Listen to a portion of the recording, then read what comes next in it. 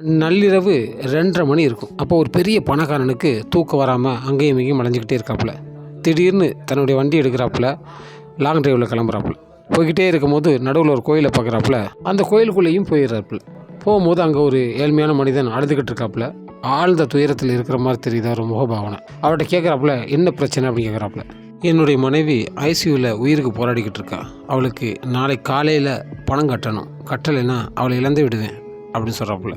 பணக்காரன் தன்னிட்ட இருந்த பணத்தை எல்லாத்தையும் அந்த ஏழ்மையானவர்கிட்ட கொடுக்குறாப்புல. முகத்தில் பொலிவு ஏற்படுது. அதோட தன்னுடைய விசிட்டிங் கார்டை கொடுக்குறாப்புல அந்த மனுஷன். அதை பார்த்து படிச்சுட்டு இதை நீங்களே வச்சுக்கோங்கன்னு சொல்லிட்டு திருப்பி கொடுத்துட்றாப்புல. அதுக்கு அவர் கேட்குறாப்புல, என்னோட பெரிய அட்ரஸ் உங்கள்கிட்ட இருக்கோ அப்படின்னு கேட்குறாப்புல. அந்த மனுஷன் அமைதியான குரலில் சொல்கிறாப்புல, ஆமாம், எனக்காக 2:30 மணிக்கு ஒரு மனுஷனை அனுப்பி உதவி பண்ணார்ல, அவருடைய அட்ரஸ் என்கிட்ட இருக்குதுன்னு சொல்கிறாப்புல. அந்த பணக்காரனால் ஒன்றுமே சொல்ல முடியல. இப்படித்தான் நண்பர்களே, உண்மையான நம்பிக்கையோடு வேண்டினீங்கன்னா கடவுள் வழியை காட்ட மாட்டார்.